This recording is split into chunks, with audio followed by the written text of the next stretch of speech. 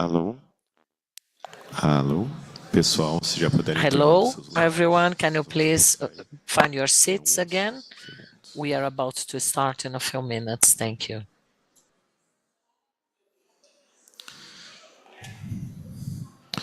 Anteriormente, nós tínhamos comentado sobre a importância das Earlier, we have mentioned about the importance of CGI.br and NIC.br activities. And in the OBIA session, it was mentioned about a panel that we are going to have showing how important a good relationship between institutions is. And that's exactly what we are going to have next. This panel will talk about international observatory experiences. And to moderate the session, Alexandre Barbosa, representing NIC and CETIC.br. Thank you, Alexandre.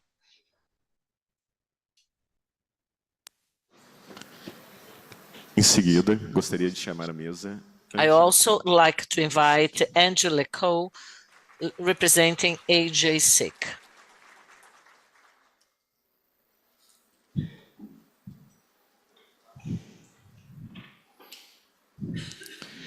Continuando a composição da mesa no presencial, teremos Peter Kess. We also have here on site Peter Kess from OECD.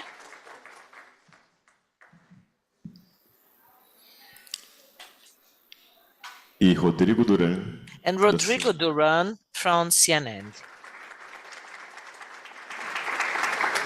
Actually, CNIA. Participando também do painel. And we also have some participants who had joined us remotely. João Pita Costa from IRCAI.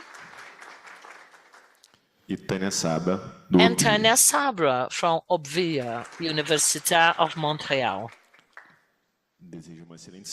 I wish you all a great panel, and now I hand over to Alexandre. Good morning.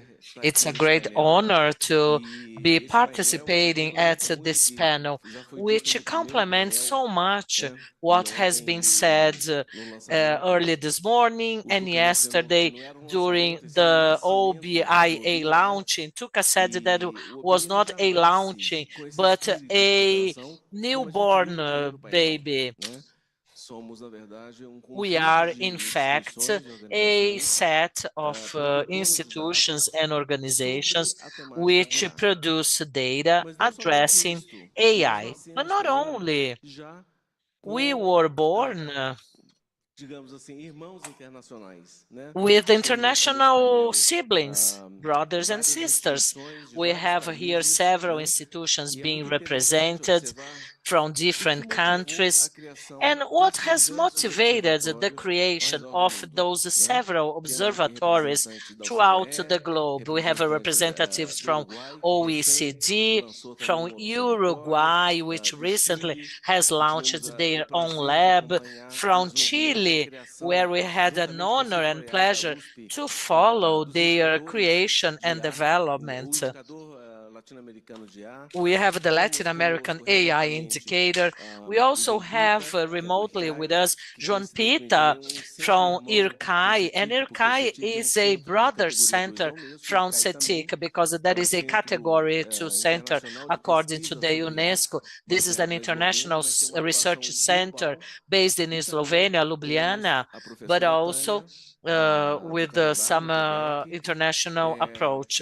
And Dr. Tânia Saba from Canada, who is in the forefront of the lab. And their name is very close to ours, but they have OBIA, they have a V there, OBVIA.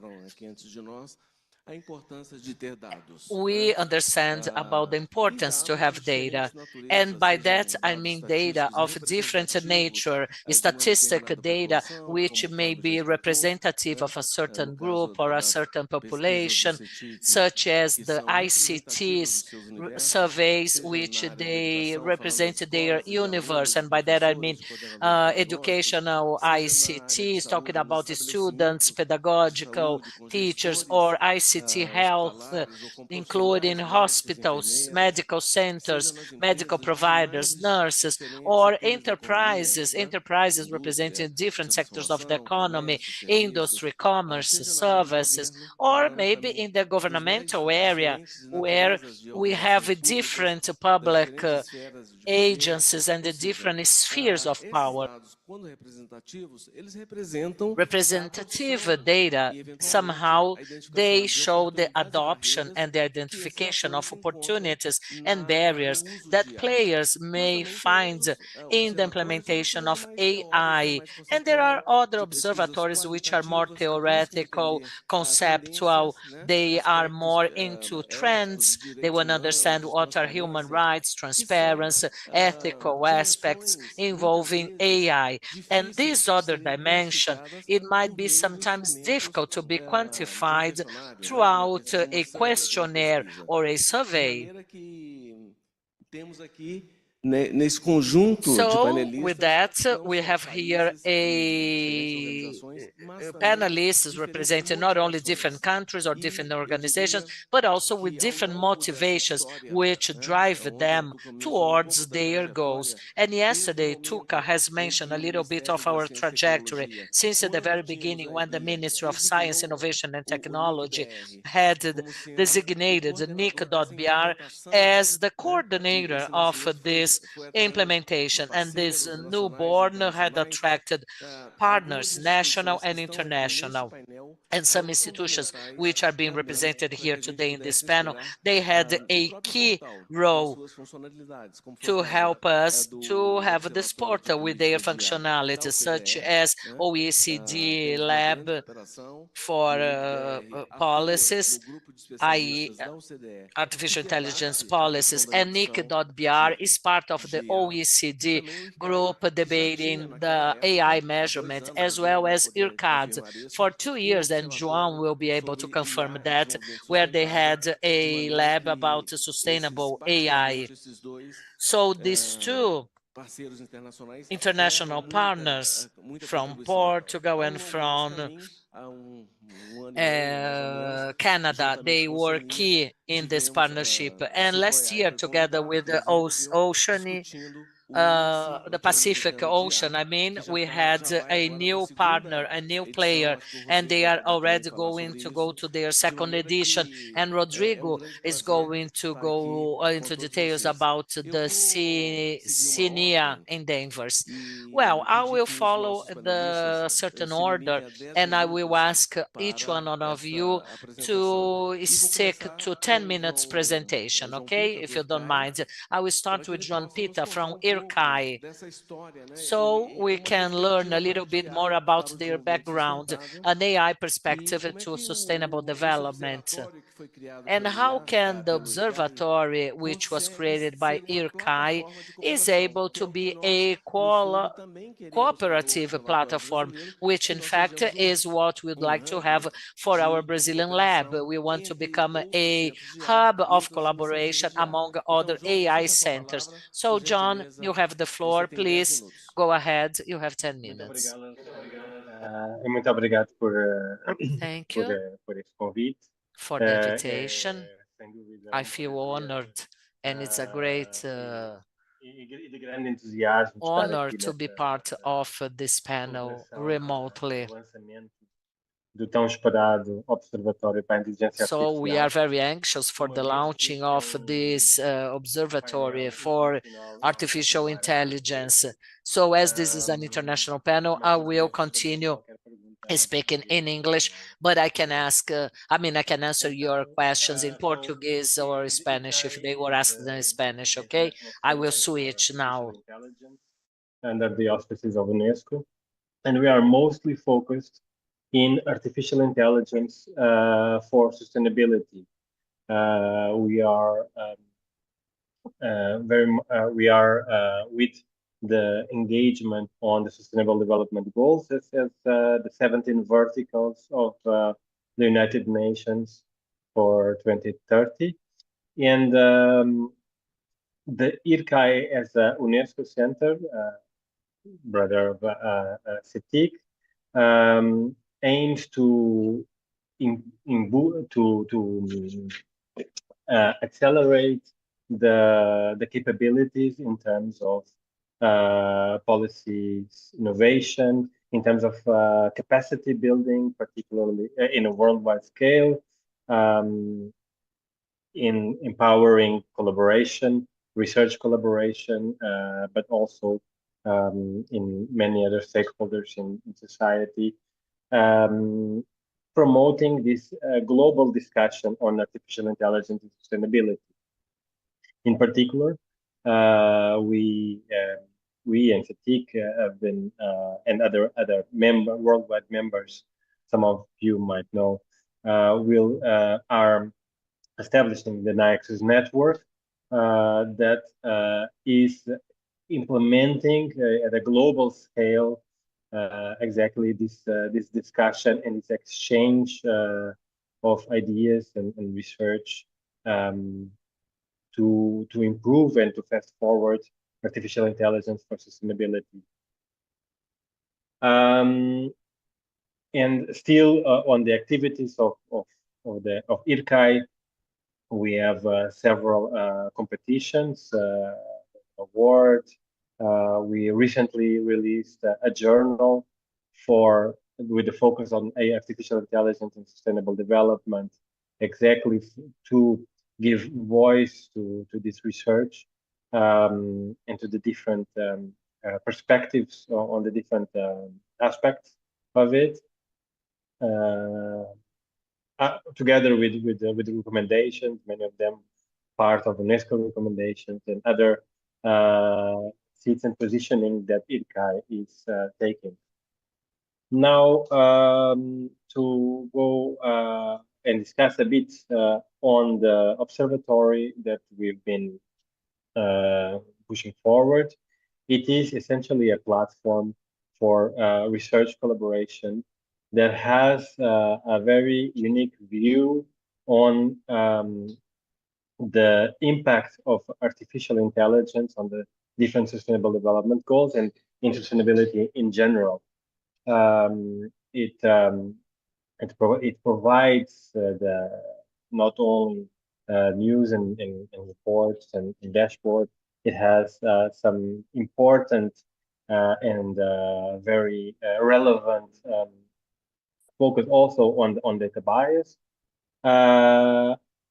exposing the outcomes of research on this monitoring of AI in sustainability, but also promotes the research itself and provides tools, data, and AI mechanisms to help researchers worldwide to do research around AI and sustainability, but also give exposure to that, promote the competitions and so on.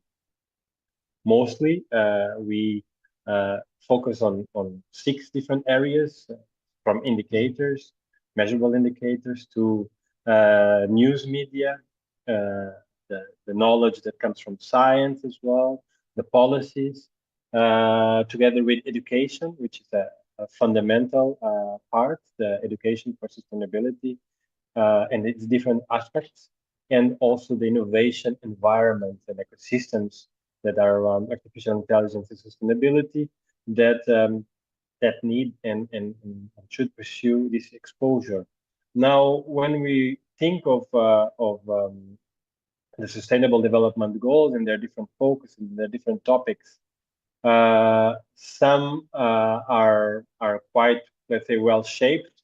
For example, in the context of cancer in healthcare, or some aspects of education, some aspects of industry. But there's a lot to do, and there's a lot that we can be together and build together in the context of citizen science, in the context of AI for poverty, in the context of rare diseases, and so, and in context of water sustainability, for example. So now I'm going to just briefly go through 3 different, let's say, outcomes of these pilots of this observatory, and that observatory help building to, for example, look into the water sustainability from different angles and understand how these can be related to the climate change preparedness for companies, for governments. We have recently this year developed a big challenge for PhD students in North Africa, exactly to build solutions for the aim of water sustainability, just like we are having now with the new Center for AI in Saudi Arabia, hackathon being developed with high school students on artificial intelligence just next week. Rare diseases is a good example where we can put the machine learning and artificial intelligence capabilities in the hands of different people patients and doctors that need that support that really require that help, that there's not a lot of investment, and where we can definitely give a good push. And we had just recently a journal paper on personalized medicine with new machine learning classifiers exactly for these rare diseases, and to support that action. And finally, in open education, we have a running project with Brasília on open education resources. We're building also some observatory to help students and educators to access better quality materials. And of course, from my side personally, to understand how that can also help the education for sustainability and for the SDGs. And with this, I'll close my presentation, and I'm looking forward for your questions, and I'm open for any clarifications either here or in the next steps. Thank you.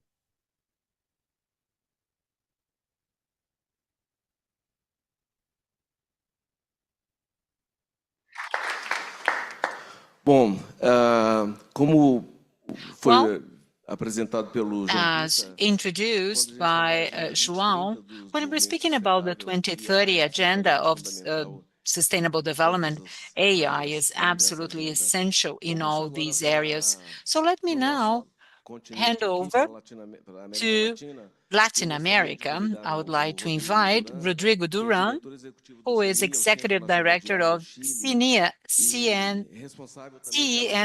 from Chile. He's responsible for the areas of technology transfer, dissemination, and director of the Latin America Index of AI, which is now going into its second edition. So how are countries in this region dealing with adoption and use of AI? Rodrigo, you have 10 minutes. A lot, Alexandra and the NIC team and the OBIA team, congratulations for this release or launch or the born of this observatory.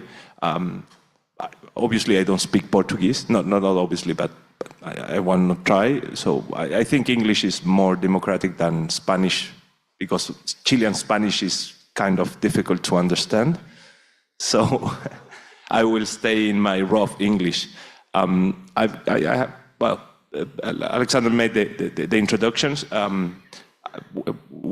CENIA, it's a National Artificial Intelligence Research Center in Chile. We are a research center, but we started 2 years ago, almost 3 years ago with our work, and I think the thing that motivated us to start coordinating many organizations around the Latin American AI Index was the fact that there was no information about what was the real state or the real situation on AI in the region. So I have a presentation, but I'm sure you are not seeing it. Huh? Wait, okay, I wait. So I keep talking. That's not difficult for me at all, so I can't. So, and at the start of the project, well, I don't know if João Candia stays here, but he was the first person in Brazil that we contacted because of another collaboration project that we had around Atlantic Council. And João contacted us with Alexander and the team of NIC.br, and it was amazing because they have this view on the need of robustness on statistics that we didn't have because it was our first approach, and that helped a lot to make the index something that is trustworthy for many stakeholders, on private and public stakeholders. So the key on the work that we have done has been the collaboration. Alexander himself and also another people from this room are participating in our technical advisor committee, and this technical advisor committee is composed by around 60 people from the 19 countries that we are measuring, and their job is to look on the indicators that we are showing in the index and say, okay, that fits for my country or that don't fit for my country, in a way that I insist it must be trust. There must be trust on the document that we are releasing. So when we started with this project, we only wanted to do it for 5 countries, and then we started to grow, and today we're measuring 19 countries for the next version that it's going to be released on 24th September. And we have achieved, I think, something that was the goal on the beginning. It was to understand where are the gaps on capacities and the opportunities of our region to develop AI. And I have so few examples of that on my presentation, but I will go through them a bit faster. So the first one was that we have understood that there was a lot of data available in the region. Okay, here it is. So I didn't start with that, but this is a collaboration project that has a lot of people around it, with around 345 people worked on the index on the first version, and in this version around 500. So it's not a senior project, it's something that we coordinate, but we want to make it a public good. So it's not something that is from us. And also we had the sponsorship or collaboration on many institutions in the region. So what have we done? It's, as I told you, it's an index that considers the material, social, and cultural context of Latin America, and because we wanted to make visible the state of the art and the practice in the country, and to measure and compare relative performance by country over time. And the relative component, like to compare Latin American countries in the context of Latin America, is very useful for policy makers, because you can actually take some lessons of similar countries. You don't have to look to Singapore or to Korea. So you can look on your neighbor with your own language or kind of own language and culture, and that's much more helpful to develop good policies. So the Latin American AI Index has 3 dimensions. The first one is enabling factors. The second one is research, development, and adoption. And the third one is governance. So the first one goes on the elements that enable an ecosystem of AI to exist. The second is the maturity of that ecosystem. So how much research do you do? How much technology transfer do you have? And so. And governance, it's like the normative framework around that. So we measured 82 indicators on these 3 dimensions. And I always mention this, the methodological considerations. We prioritize open and audited data sources instead of primary sources. So there are few indicators that we take from scratch. Most of them are reported to another organisms that have made an audition on them. The scores that you will see goes from 0 to 100 and reflect relative performance inside Latin America. So that's not extrapolable to other countries outside Latin America. And well, we are working on the launch on 24 September of the second version, and we have made what's said there. So the lessons, we took 4 lessons of the first version. The first one was there's a lack of comparable data, and probably we have talked about that. So the second one is there's a lot of interest of stakeholders, public and private, to understand the regional context. And there's a demand on specific phenomena, particularly labor market, gender, and research. And the fourth, that's the most important from my point of view, is that collaboration and transparency of what are we doing is key for trust. So the half of the index, it's around 600 pages, it's the methodological guide to replicate every indicator that it's on the index. So everyone in everywhere can go to the same conclusions that we have made on data. So what's new on this new version? We have indicators on ethics, on gender gap, and impact on workforce. We have an agreement with ICLAC to strengthen indicators, increase the territorial coverage to 19 countries, and we have a specific part on impact of Gen AI in Latin American economies. So the main findings, the first one is that, well, it's a very, very diverse region, and that's something that makes sense for us in this room, but if you go to Europe or Asia or North America, they tend to see like Latin America is the backyard of the United States sometimes, and that's not true though. So the second one, we studied the phenomena on brain drain, and we took all the publication authors from the 90s to the 2022, and look where are they publishing. So if someone published in Latin America, what is his or her trajectory? And what we have found is that not a lot of people are leaving Latin America. Most of them leave and then come back. But the stay outside is an average of 7%. And something interesting on that, it's that our ecosystems are getting more mature. We started on a 97 dependence of people trained outside Latin America to an average of 60% on the 2022. So we are getting a more mature ecosystem on training.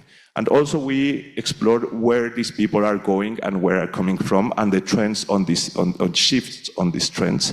And something very interesting, for example, is the rise of China as a place to train after licenciature. So, well, as I told you, we saw this barometer of data, and you have like availability, capacity, and governance on data, but you don't have much impact. And one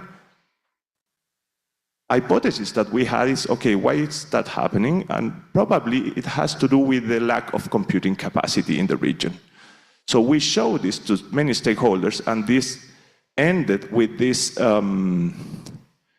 study charged by the CAF, the Andean Corporation of Collaboration, Development Bank, and they are investing around $300 million on computing capacity in 4 countries: Chile, Dominican Republic, and 2 other countries. So something else about us is that you can see that our workforce is lagging behind. I'm sorry for that, but we compared the relative penetration of skills related on AI, like basic skills and engineering skills. Well, Brazil makes it quite well, but Chile don't make it well. So with this information, we went to google.org, and they approved a grant to make a mass literacy program on AI for Chilean workers on the state and on small and medium business. And the third one was the gap on investment from private sector. And well, you can see $8.3 million on 2022. It's much more less than on other indicators. And why was that happening? And the hypothesis was, well, our managers and key decision makers on the private sector don't understand the technology. So with the other bank, the IADB and another local institutions in Chile, we made this training program for managers and C-level executives on AI that lasted. We trained 200 managers, and we are now following their evolution on AI. So I'm out of time, so thanks a lot. I hope that it's useful. We are launching the second version on 24th September, and if you want, you have any questions, I will be here for the rest of the day. So thanks a lot. Muchas gracias, Rodrigo, y felicitaciones. For us at Thank you, Rodrigo. Para nós, do NIC.br. At us at NIC.br, Confundiu as línguas. I'm sorry, he was speaking all the three languages at the same time. That's why they are laughing. Papel também. It is a pleasure, really, to have a role in the construction of this index and provide some of the data that are included in the index come from CETIC. Not all of them, because we don't have all the nature of data they monitored, but really kudos to you for the second edition of the indicators. Let me now hand it over to Professor Tânia Sabah from the University from Montreal in Quebec, Montreal. She is a specialist in transformation of the workforce, aging, generation issues. And she's also the leader of the International Observatory on Societal Impact of AI, with OBIA, OBVIA. And there they have a level and many organizations which are very advanced in AI applied research, and the observatory, which served really as an inspiration to us developing the OBIA. We've seen all the studies that they performed in the area of social studies. So you have 10 minutes. Thank you. Okay. Hello, everyone. Thank you very much, Alexandre. I'm very delighted really to be joining you, and congratulations to the OBIA on launching its first seminar, and really very happy to be here. Can you see my presentation? Is everything okay? Yeah, okay. Very good. So I will start as the OBVIA. It's an international observatory on the societal impacts of AI and digital technologies. So it was a Quebec initiative funded by the Quebec Research Funds. And as you have mentioned, Alexandre, in the introduction, Montreal was becoming an influential and a major hub for AI development. And the government saw that it was very important to have a different hub, one on social impacts. And the first initiative was in 2019, and it has been renewed this year. So we are in our second edition of the observatory. As you have said, I'm going to walk you through the structure first, the outreach, and the challenges that we are. We live every day at OBVIA. So first, let's look at the structure. The structure is around three major things. We need to advance the knowledge in terms of how can the technological, the social innovation be more responsible, sustainable, and ethical. And this is just to look at, again, the social impact as artificial intelligence, of course, is evolving all over the world. Also, to build some evidence-based knowledge on responses to the challenges raised by artificial intelligence in terms of social impact. And the outreach is very important within the observatory to look at the various stakeholders, whether they are organizations, employers, institutions, companies, communities, civil society. So they are all included in a certain way on this mission to focus on people, the biosphere, and the common good in terms of the development of artificial intelligence. What we have seen is that OBIA brings a research network that brings together the expertise of 250 professors and researchers in humanities, social sciences, of course, mainly, but also in science, engineering, and health. And what's important, it brings together more than 20 of Quebec's post-secondary institutions. And the reason for that, I think, is that the sound initiative from the Quebec Research Fund that said to the whole research community, I'm funding only one observatory. So make sure that you join your forces, join your expertise, and come up with one project, because I'm only funding one project, and I want most of all universities to be part of it. And actually, it was a good thing because it brought together main research university like Université de Montréal, Laval, McGill University, Concordia universities, and of course, many other, as you can see on the screen. We are building international collaborations. As it started, the main objective was more working with Quebec, of course, Canada, but now the built international collaboration are very important. And this is why we are even more delighted to be part of this journey today. Also, interesting to say, I'm sorry, I think I'm going too fast. Okay. What we have done is that the OBIA now, in terms of outreach and in terms of impact, it is driven by the collaboration in terms of industry and artificial intelligence developers. A lot of work with public authorities.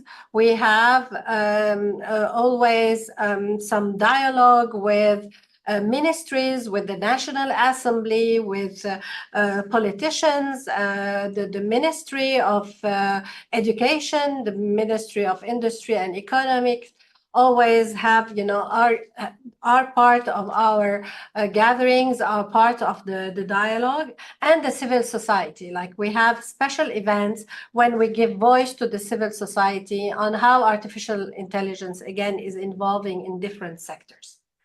And I would say it's built around 5 major things. First, inform. So lots of the decision-making lacks some information on the social impact of artificial intelligence.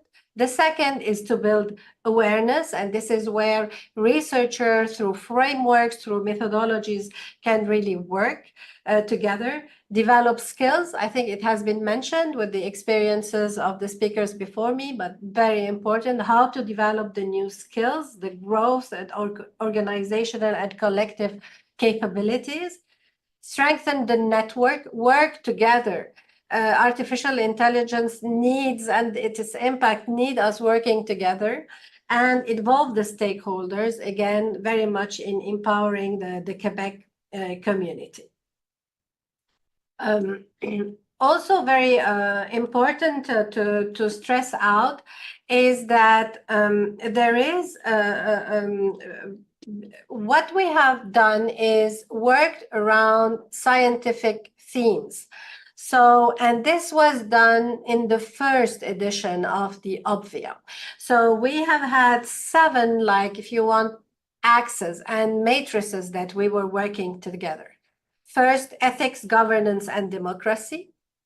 Industry, work, and employment, one of that I am also part of because I'm in industry relations. So I work on employment very much with the organization. Sustainable health, all the health sector and what can happen, inside the health sector in terms of development and impact. Education and empowerment. Law, cyber justice and cybersecurity. Arts, media, and cultural diversity, and sustainable development and the environment. And the reason that these were, each of the axes have its director, its scientific director, and a committee that work on first the research agenda, but also the knowledge mobilization activities and outreach, publications, receives research grants, student scholarships, and special funding for special programs. So each one is responsible for its own programming. Now, what happened in the second edition, we thought, okay, but what we need, it's more of a transversal, of a cross-cutting approach to what we are doing. And how to enhance the dialogue between the axes, because we didn't want to have, the dialogue and the research done just within one of the axes. And this is where there's a scientific governance, if you want, coming from an executive committee. So we have Lise Langlois, that's the CEO for the OBIA, but we have like a scientific program and scholarship director that looks through all the axes so that we know that the research grants and scholarship are divided or distributed in an equal way. I'm responsible for the equity, diversity, and inclusion. As you know, Quebec and Canada very much aware of the need to better representation for women, for Indigenous peoples, for racialized individuals, and for people with disabilities. So looking at methodologies, research objects, etc., and how to make sure that we are in line with equity objectives. Nathalie de Marcelis-Warin, for instance, looks at the data transversally through all the axes, the governance of the data and the measurement. Karine looks at the civil society to make sure that the civil society is taken care of and in all the axes, and at least considered in all the axes. Steve Jacob looks at the impact on public policy and how to bring public administration into all of the axes. Pierrick is in charge of looking at the dynamics within the SMEs. Quebec's economy, as for Canada's economy, is composed of more than 90% of small and medium-sized organizations, and artificial intelligence is a big issue for them. So this is again one of the big concern, anyhow, that is being tackled with. And Marc-Antoine looks at the international collaboration. We have also, through the time, built more specific structures, for instance, in terms of social justice and AI, looking at cybersecurity, education, and some collaboration with France for the data with the JPI International. The public applications are very much how to mobilize really the knowledge that's being crafted at the OBIA. And I would finish and conclude my remarks with some of the challenges. Yes, it's been a while. We're out there. It's the sixth year almost. However, we still are very much struggling and looking forward to building fruitful cross-sector collaborations. As you know, fields tend to be isolated. Artificial intelligence work, on the technical and very much scientific issues, health, biodiversity, and social sciences. Bringing together all these people and seating them at the same table so that to discuss and make social science part of what they do is always a challenge. Also, the make sure that the social impacts become essentials and not uncertainties.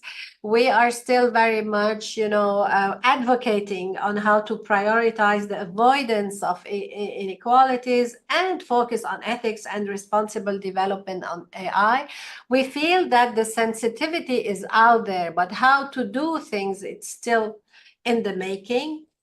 Revisiting the frameworks and methodologies, it's pushing us to change the way that we think, and we have to transition from evaluation to experimentation. And it's easier said than done. And fostering collaborations through innovative platforms, especially when working with organizations, when small and medium-sized organizations, for instance.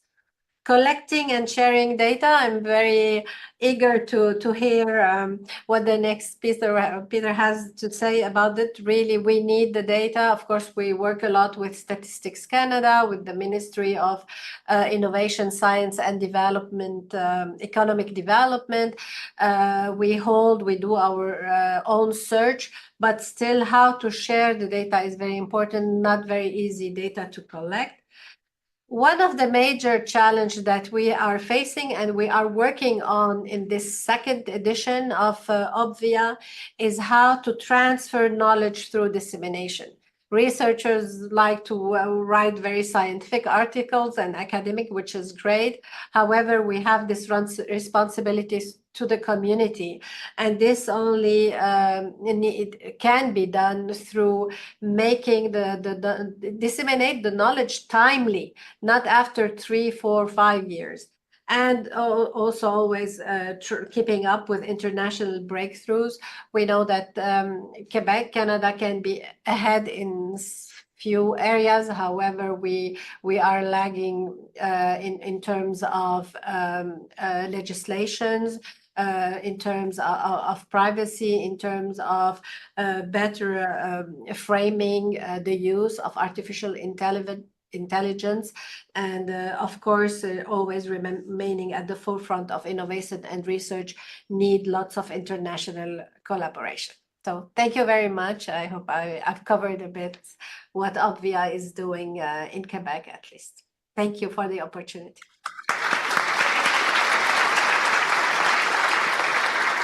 Thank you very much, Professor Tânia.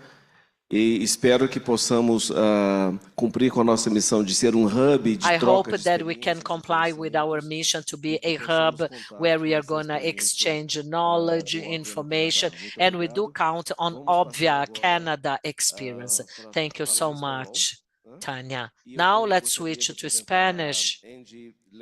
And we have Angie Lecor, representing the Electronic Agency and Information Agency from Uruguay, GESIC.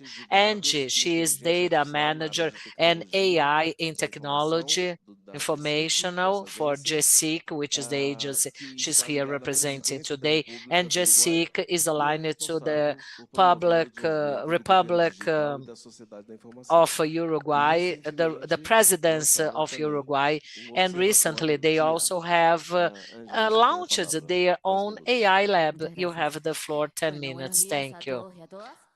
Good morning, everyone, and thank you so much for the invitation to participate at this seminar. And I would like to congratulate all panelists and OBIA for your process. Yesterday, I followed some of the results which were disclosed. Observatories, they do that. They publish a web page, and there is a big process behind that. It takes a while. And I'm here today to share a little bit about our process. That's a process that we have been pursuing for a couple of years in Uruguay, where we wanted to get more aligned to the activities. We are stepping ahead and forward to be able to open our first AI observatory for public purpose. As Alexandre said, there are several types of labs, but the one we have just published has as its main emphasis public services or public administration. Our lab was born in 2020. We started working with our first strategy when we published that first AI strategy for public administration, complying with pillars such as governance, where one of our objectives was quite shy in the very beginning in comparison to what we have today. When we look backwards, we remember that one of our main objectives was to understand the AI ecosystem in our country only, but conversely, we also had to work with capacity building to design some areas for further knowledge. And another very important pillar to us at that time would be recommendations that we could give about a responsible use of AI.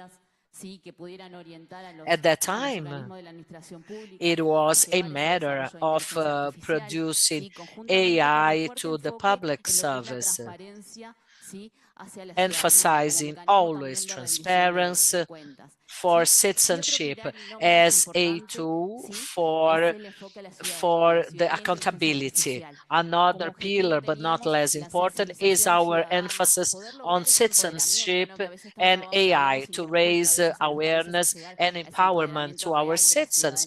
We keep addressing that, but not all countries are able to reach a real citizens empowerment into the civil society. Therefore, we are constantly looking for other instruments that could help us to reach our goals.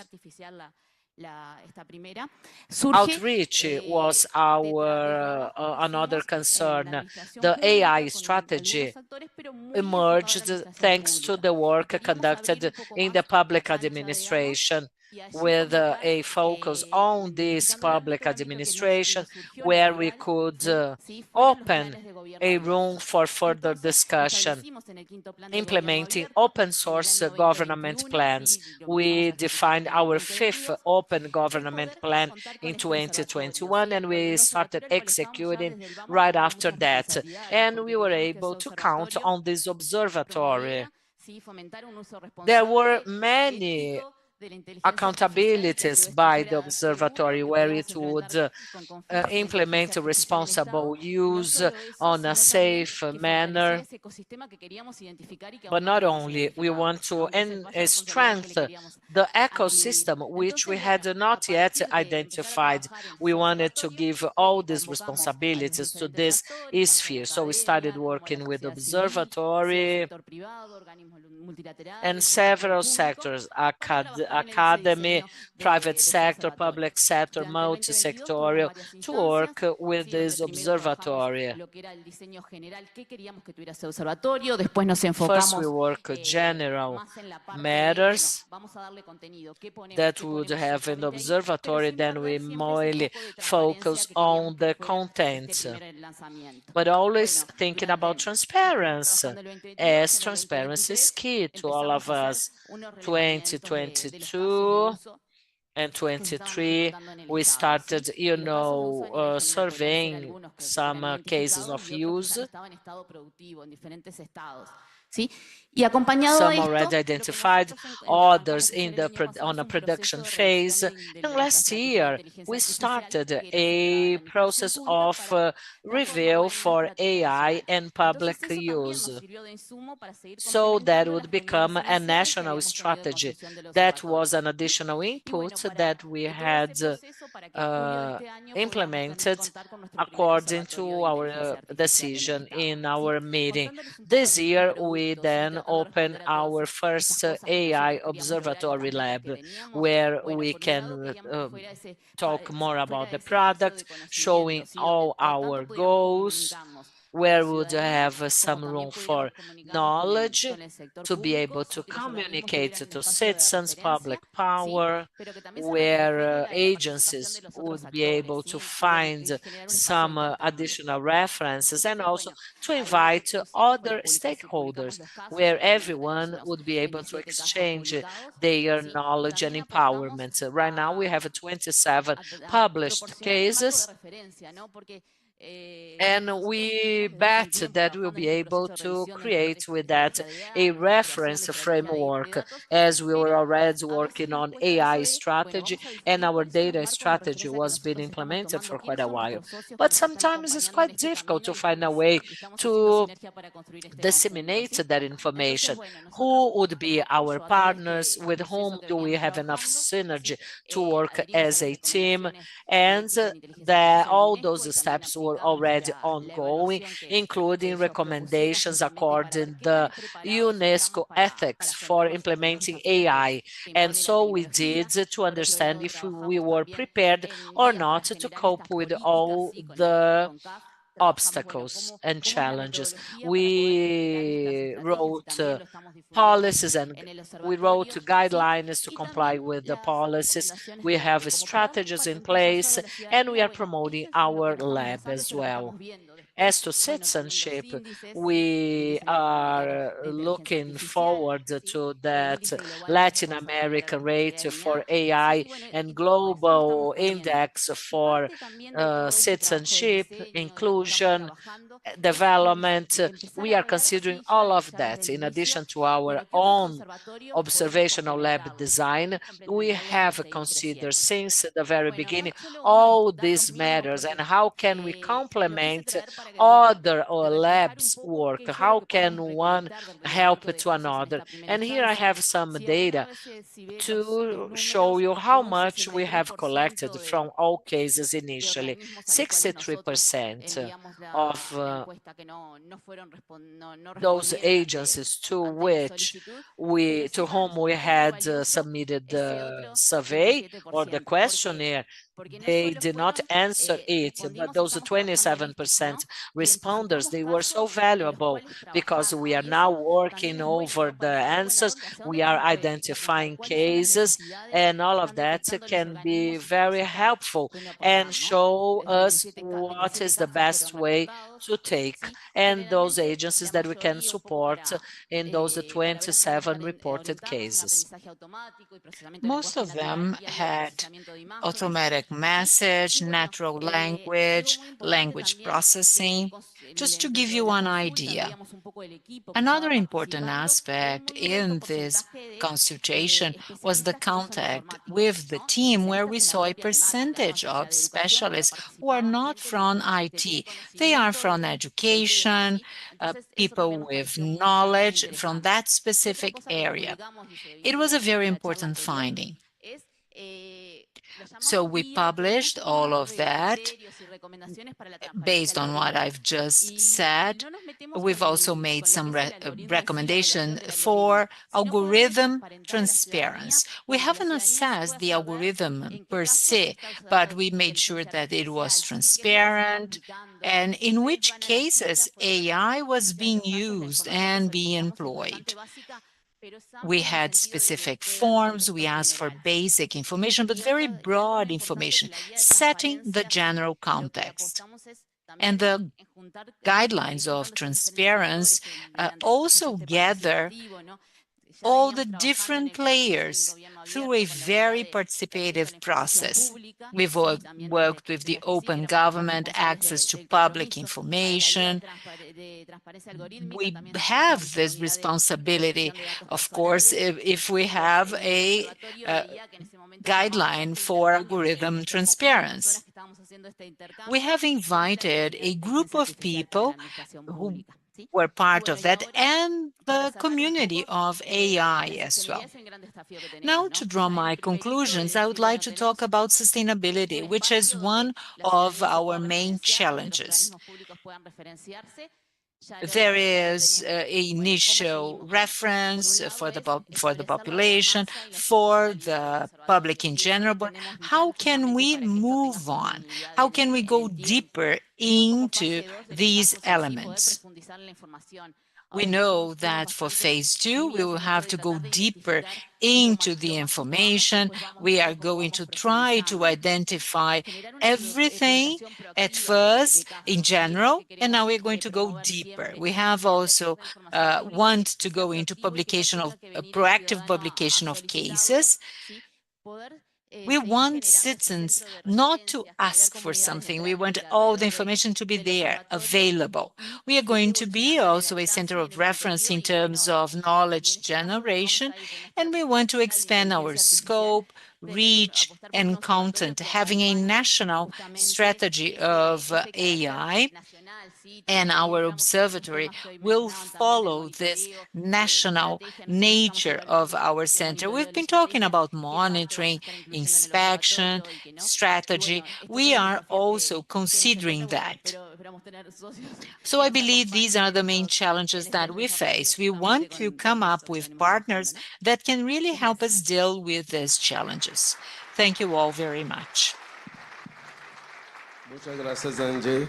Thank you, Angie. Last but not least, gostaria de convidar o Peter Ketzer. Let me now invite Peter Ketzer. He is a specialist in AI, data science from Slovenia. and also connected with ERCAT. But he is a senior data architect in the data project of the AI Observatory of OECD. Peter, you have the floor. Thank you. I'll have an oral presentation without slides. So I've joined OECD 7 months ago as I mentioned, as a data architect. I'm coming from industry. I've been in AI for almost 32 years. I've joined this Joseph Stefan Institute right after I finished high school, which was in October 1992. And I've been partly in the academia, partly in the industry. Last job I said was, I had a presentation yesterday, so I'm adding for those who weren't here. I was leading an AI department in a billion-dollar marketing, online marketing agency. So I had this opportunity to join OECD to work on the technical and architectural data level, and it's sort of I consider it as a mission. I joined it in order to sort of it's a unique situation, and I think we need sort of like it's worthwhile working on making sure that sort of AI and the legislation and stuff will be going in the right direction. So on the other hand, we have this OECD. It seems that the AI Data Observatory is sort of the most well-known projects, but we have others. Let me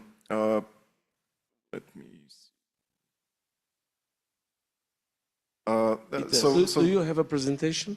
No, I don't have. Okay, I'm just, all right. Yeah.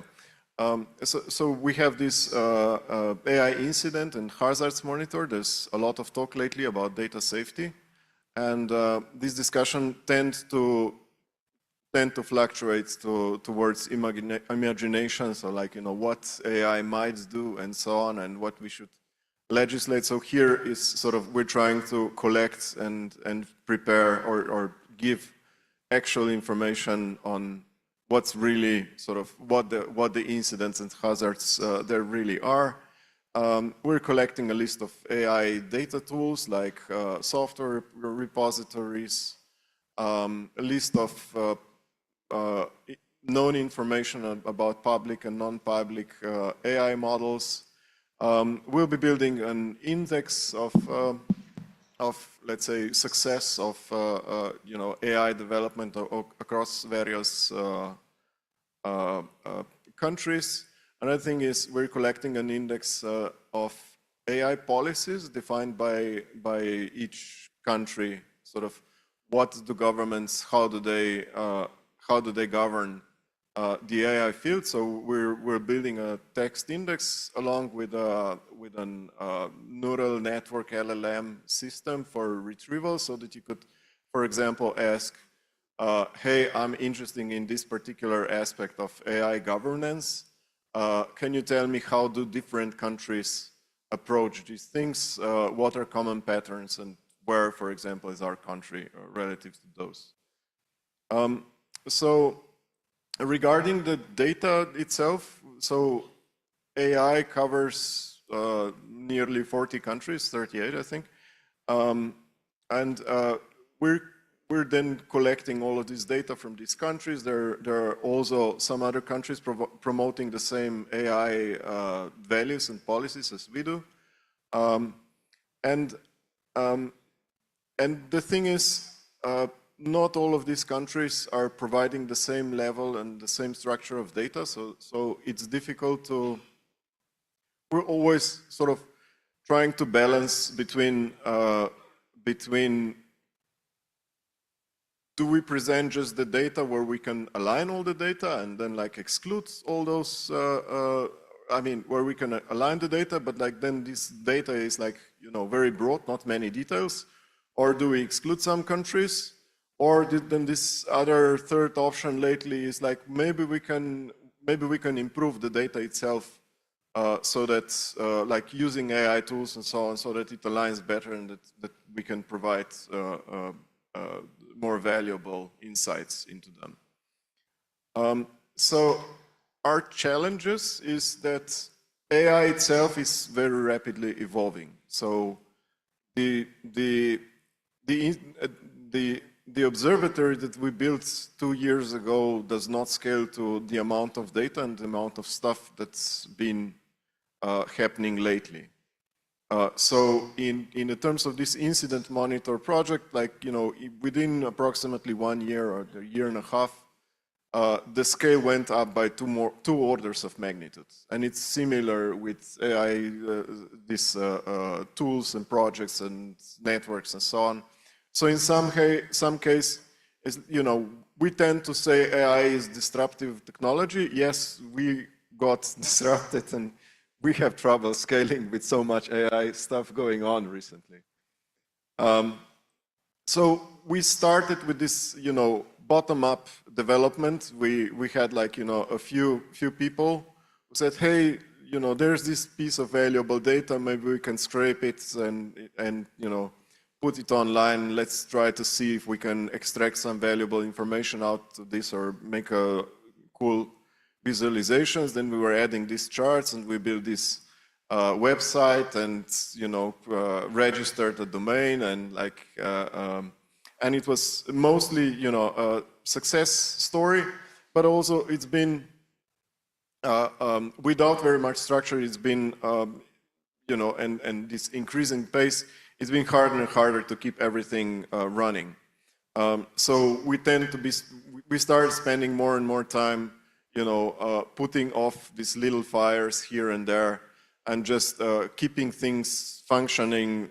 So there was less and less time to actually do improvement. And another thing was, like, you know, it became more and more stressful. We lost two very valuable collaborators, Bashir from Syria and Fabio, who was here from Brazil. So we decided we need to sort of to start in a way with a more organized way. It's also the repository itself, like, you know, it was, we started with, oh, here's some data that we could present, and it was nice, but then it was growing, and then, you know, we built expert group for various parts of these AI policies and so. So in the end, it was not just like, here's data that we could present. It's more that this OECD AI group is now defining the strategies. We want to do this, we want to do that. So it's not that let's say that the site is following the data. Now the data and the project and the technical level needs to be following the higher level strategies that the OECD does. So right now we're kind of moving towards the new architecture that's sort of built for scale. We want to also make it sort of more automized, also in terms of human effort needed to add new data sets or to maintain it. And also make it much easier to query and extract new data, you know, build new graphs and so on. We also want to provide facilities so that we could run queries against multiple distinct data sets at the same time. For example, there's a data set on, like, all the academic publications, and one might be interested in, like, you know, how well are women represented in, I don't know, in the field of AI in various countries and so on. And then we have another data set that's totally distinct, maybe job posts. One might be interested in how well are women represented in, like, you know, in job inquiries and so on. So currently that would be two distinct data sets. Now we want to sort of build an infrastructure where you could put, like, you know, the both, let's say, data series and so on, and on the same chart.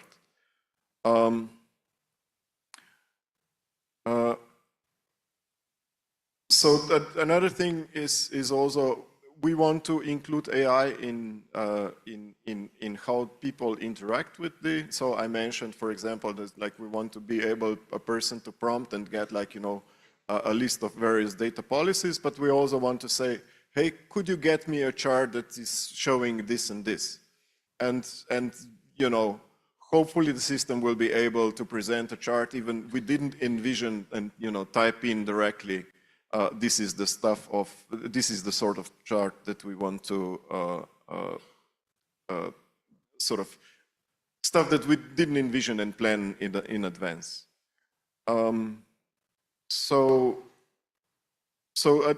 then the other thing is we want to sort of continue to provide value to other international observatories. So in the future, we'd also like this these APIs be open so that other international regional observatories can query and fetch and align their data against also what we're doing. So to conclude, I'd also like to congratulate to the launch of this Brazil Observatory, the OBI group. There's a lot of envy from my side to all of you. You've presented a very good project with very good local, let's say, support. Sometimes we feel that, like at OECD, we're kind of a bunch of lone warriors. In terms that it ends up that we're doing a big impact, but we're not having very much support. So I appreciate sort of everything that's going on around the world and so on is sort of gives proof that like we're all on the right path, both whatever we're doing here at the OECD and also all the local repositories. So yeah, I'm delighted to be able to be here and participate at this event. Congratulations to your work.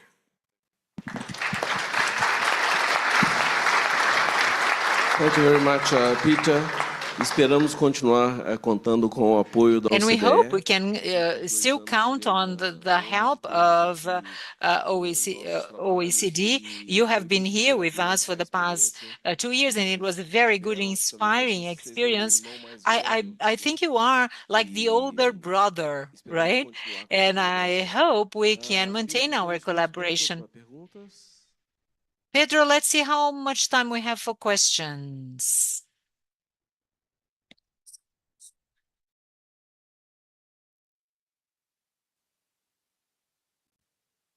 Alô? A gente tem 4 minutos da programação normal. We have 4 minutes for questions, but we can extend that a little bit more because we started with some delay. I don't know if we have any questions which you'd like to ask to our guests. Otherwise, as we are running late, could you please briefly, each one of our panelists, to go with your closing remarks, something that you'd like to say about the opportunity that we all have here. We are all in the infancy of these new observatory lives. We are children, we are still newborns, youngsters. In 1 or 2 words, what is the main opportunity that each of us have regionally in Latin America and also globally? Rodrigo, please.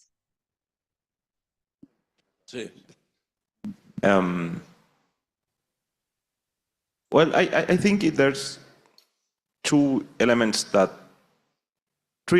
are a big opportunity that we have like seen through the work of observatories and particularly the ILIA. The first one is the opportunity on developing computing infrastructure industry in the region based on renewable energies. So there's a lot of awareness about the consumption of energy of the top tier models, and you have like 2 ways. The first one is like, okay, you move the data or you move the energy to the north Northern Global, like, for example, green hydrogen, or the second one is to move the data centers here. And we think there's a big opportunity on that, on developing like GPU-based and traditional data centers in the region, and to make some green AI. The second one is the opportunity on literacy. We took a lot of data from LinkedIn, because there's not a like regional service about that. And we have seen that the levels of relative penetration on AI literacy skills, like the use of Gen AI, the use in every day, it's quite similar between Northern and South Global. And if you compare that with, for example, engineering skills, the gap is like 10 times more in the Northern Globe than in South. So there's a big opportunity on developing literacy skills on AI. So through that, you can enable companies to come here and develop AI-driven or Gen AI-driven solutions. And the third one is the opportunity of research collaboration. For example, Amazonian or climate crisis or water issues. There's a lot of common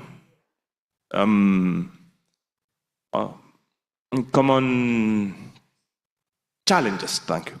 There's a lot of common challenges that you can research and develop between the research community. You can like foresee them through these observatories and then go with the academic community to achieve them. So one example is for this one Guacamaya project on Colombia in the Amazonian, and there's a lot of others probably here in Brazil too. But I think taking this not from a national side, but from a regional perspective would be a great idea, and it's a great opportunity. So there's 3 opportunities.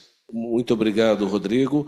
Vou passar a palavra para o João Pita. Thank you, Rodrigo. Now, João Pita, please. Could you please be very brief and tell us your perspective about future opportunities and what to expect in terms of joint collaborations? For sure, capacity building for the creation of new experts in the several areas of AI, and to have a very complete investigative agenda. This is what to drive us ahead in our findings. The relationship between results, investigations, and the work that institutions are performed in a multi-stakeholder context. Government, public services, institutions, companies.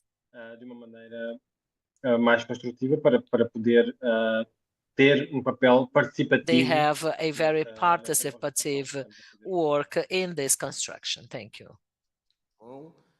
Professora Tânia, seus comentários finais. Your final comments, please. Yes, very briefly. Thank you again for the opportunity. I think that as we have seen the future and the social impact for artificial intelligence and the development of artificial intelligence lies in understanding and in collaboration. And from what we have heard today, I think it's much more reassuring to know that the researchers are well aligned to set the tone for building an artificial intelligence that is built on sustainability, on equality, and on that are criteria of performance as well. And I would say that it's absolutely essential to establish a voluntarist rather than a deterministic approach to handling artificial intelligence, and that leading technology towards a more just and equitable society. So I think we aim that way, and we need to collaborate very much and on a very sound basis to be there. So thank you again for the opportunity. Angie?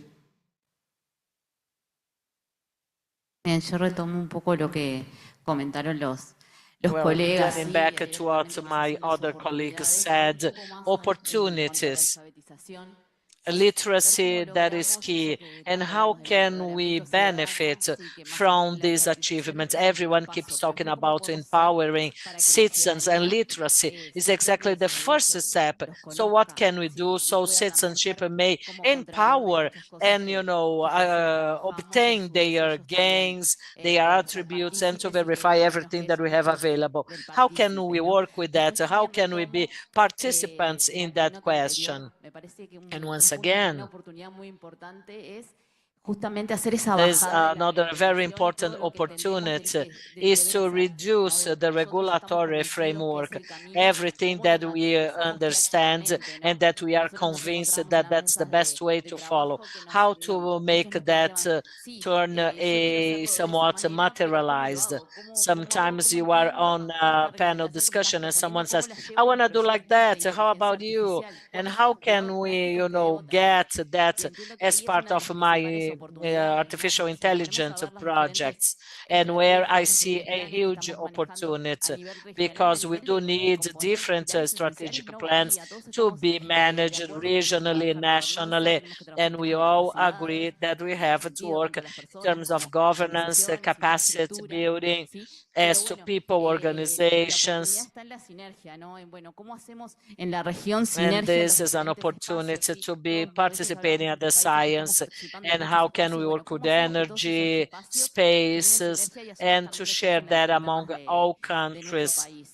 How can we generate synergy among countries? I see that as a main opportunity where we are going to use AI as an excuse to develop ourselves in a jointly manner to keep building up a AI that will be for the good of all, not just in terms of quality and excellence, but also demography. This is the base. This is the opportunity that intelligence is allowing us to have right now. Final comments, please, Peter. Yeah, so if we want to govern something, we need to understand it. If we want to understand it, we'll need to measure it. And as they said, like you cannot control something that you cannot measure.